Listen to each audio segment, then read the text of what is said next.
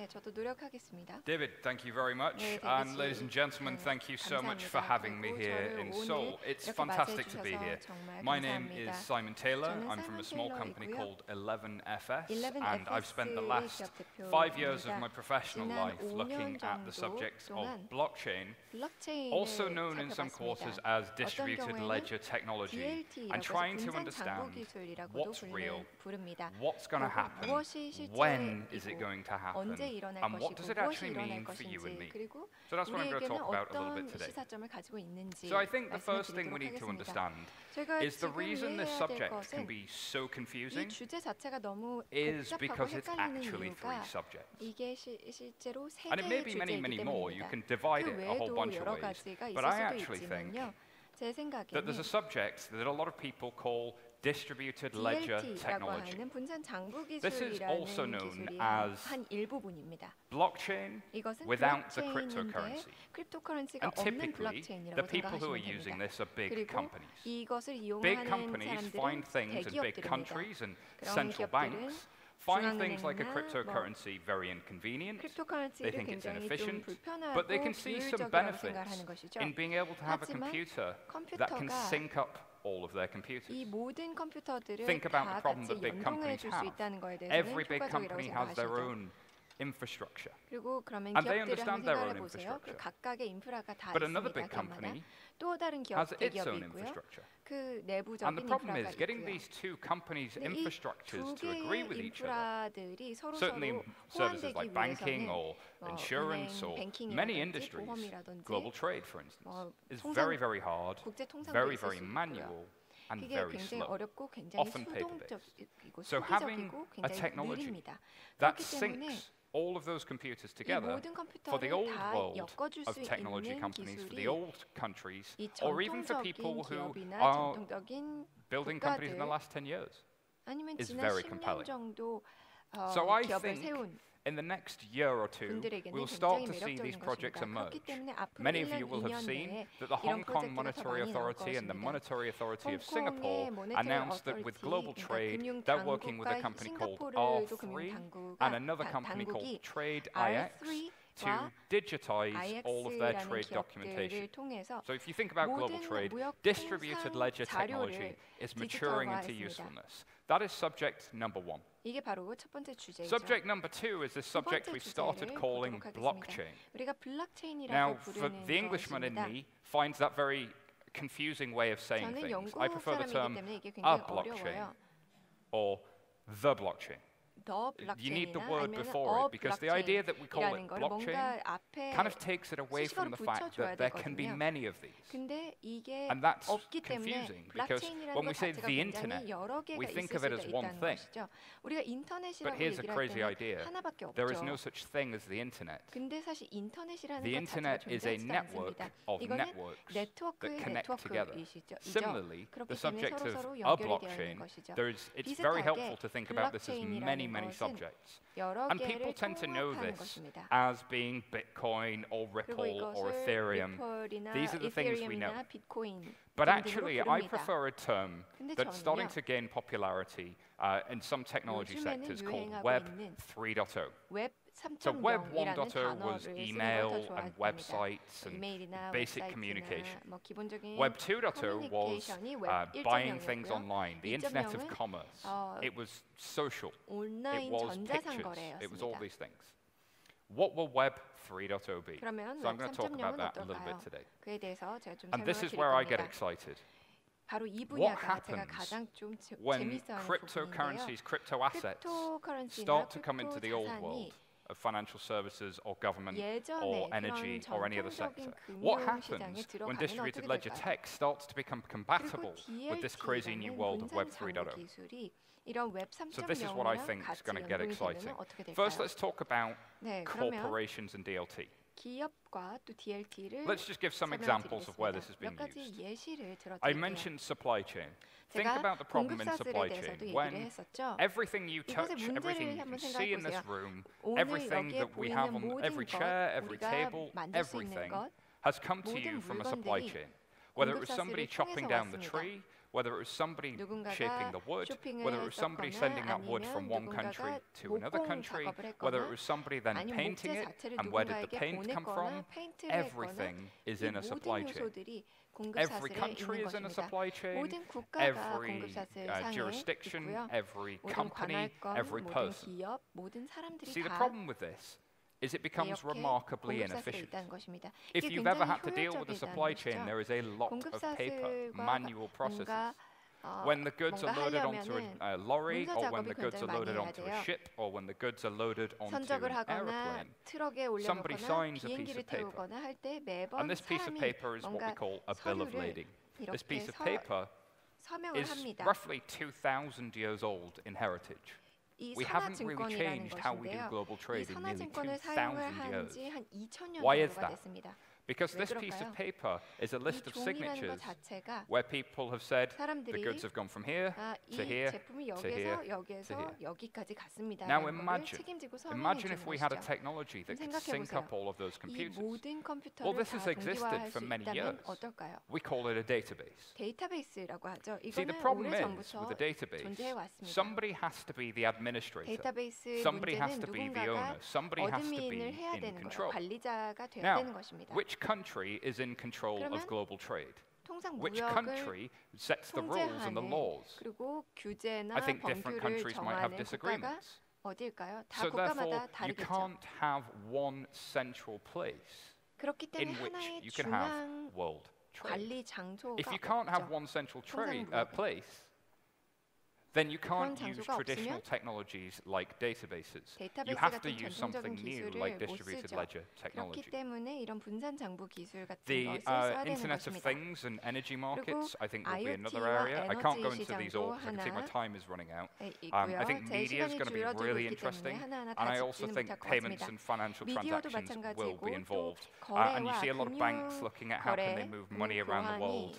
MasterCard got a patent looking at how do they help people move money around the world faster and more efficient. And I think this is the message, is faster and more efficient. So we need to understand that I think in the UK and I think in the US we have a saying, it's a three-horse race.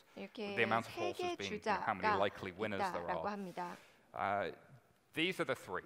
If you are a big company looking to work, of course there is now a fourth, Exoneum, I can't forget this, but the major platforms are Enterprise Ethereum Alliance, Corda from R3, and the Hyperledger Foundation. These major platforms are the leaders today.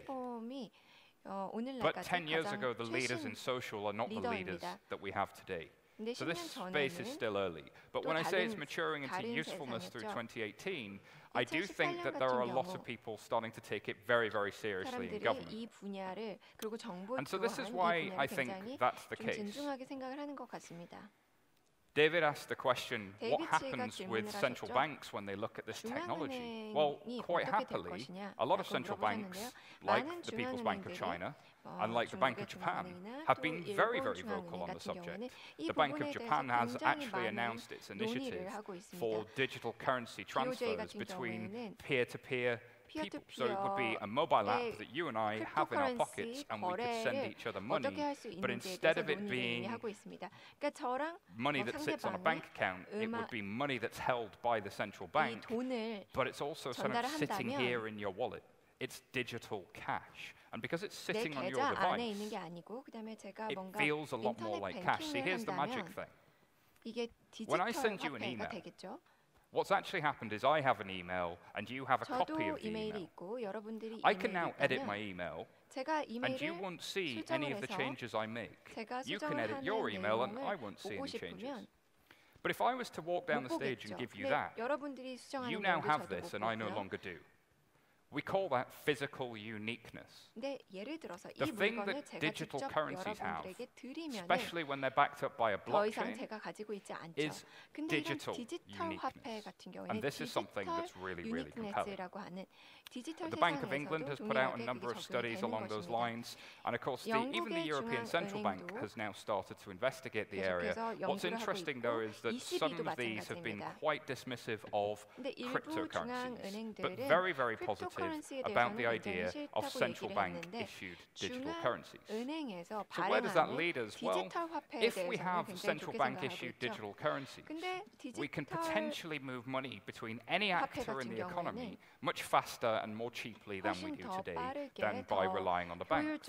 And if we have distributed ledger technology, we potentially have a more efficient global economy because we're not living in data silos, we're able to reconcile all of those transactions. And what do I mean by reconcile? We can synchronize all of those transactions without them getting lost in data silos as they happen today. So that's why people find blockchain without the currency or distributed ledger technology compelling. And it's quite a nice story. But it's not the fun one. Let's dive into this subject a little bit more. This is the one that starts in 2008 with a white paper from the so-called Satoshi Nakamoto, the apparent inventor of Bitcoin, the peer-to-peer digital currency, or peer-to-peer cash system, as it was originally announced in the white paper. We cannot ignore the price of this thing. It has been going absolutely parabolic recently. Now, depending on who you speak to, and often depending on their age, you will find that a lot of people view this like the railway bubble, like the tulip bubble, the Dutch tulip bubble in the 1600s, where the price of the tulip flower shot up in price and then almost as quickly disappeared. This looks almost like a textbook bubble. Except it seems to not be crashing just yet and seems to be gaining price. There's been a sideways movement since it's reached its top. It seems to be still going. And the really interesting thing about the price isn't that this is an investment. I'm not interested in what you think of it as an investment. I'm almost not interested in if it crashes. That doesn't matter to me.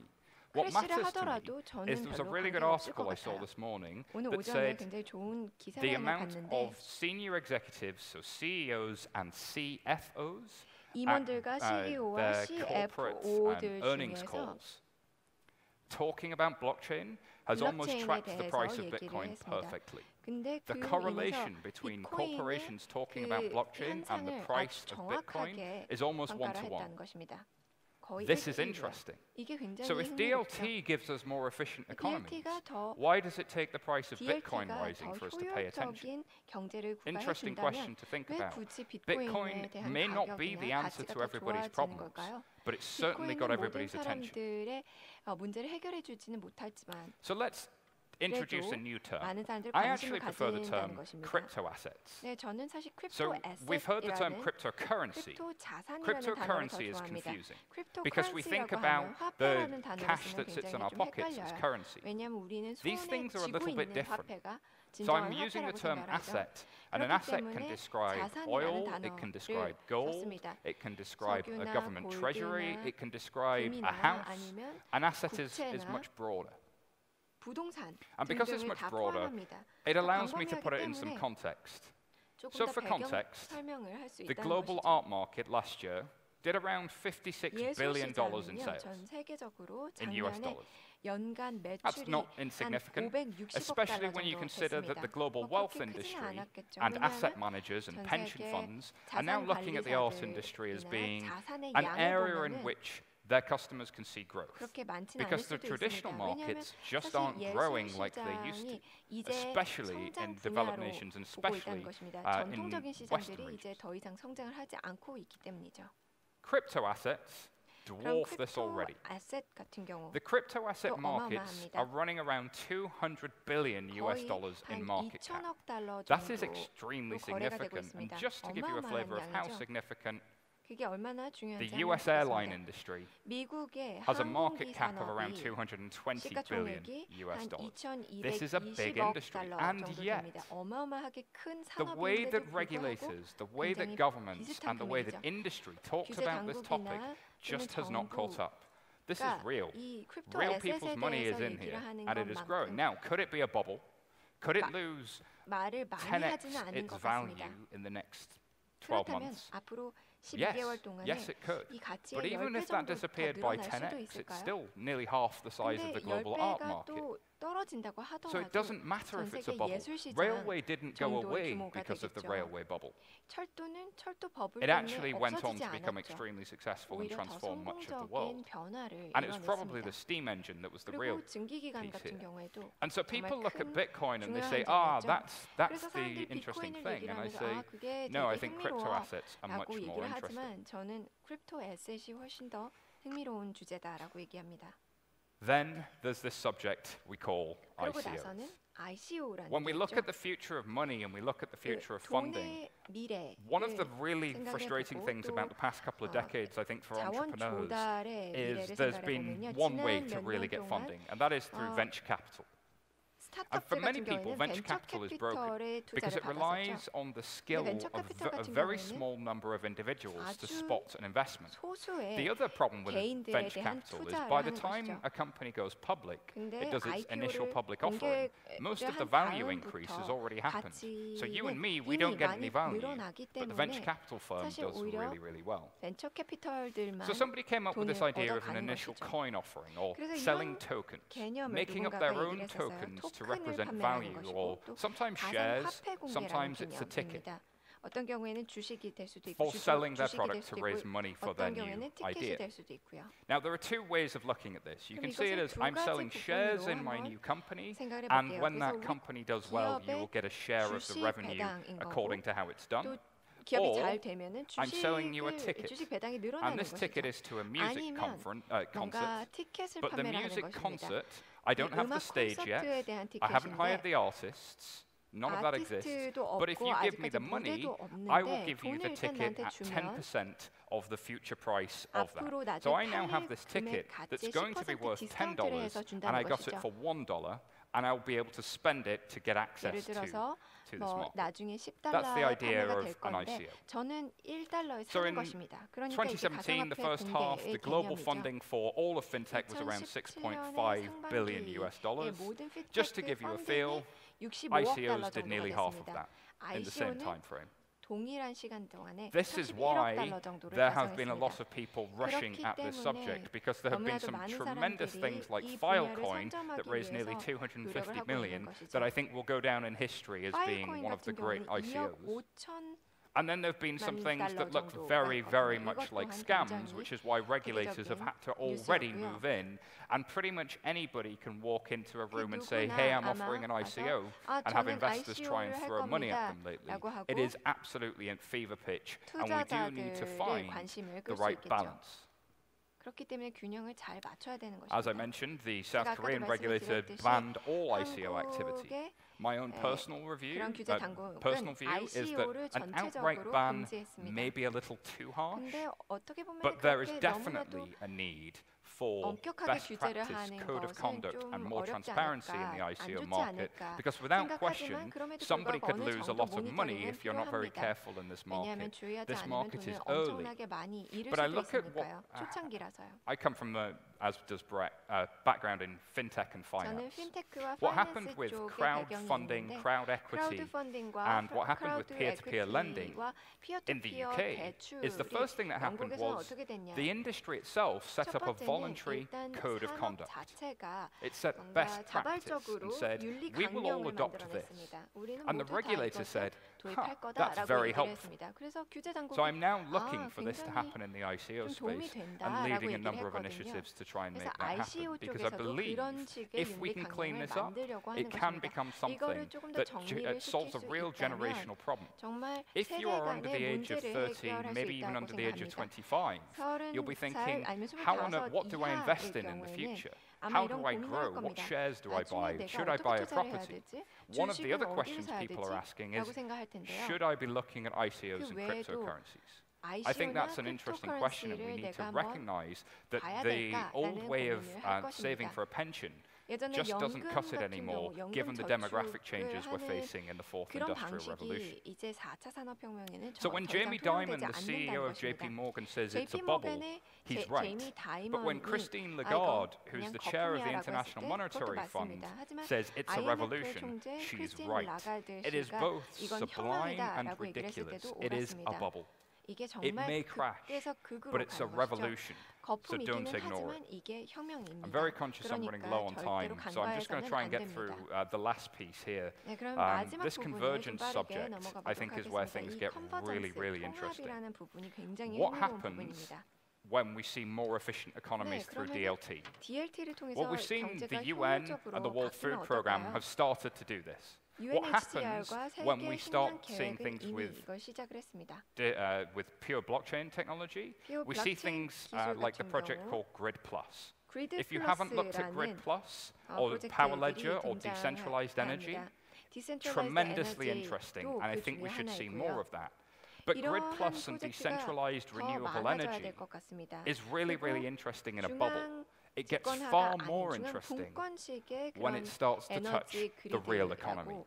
That's what I'm looking for. I think convergence is where we're going towards. So we're talking about blockchain and DLT a lot. In a few years, we're going to be talking about Web 3.0.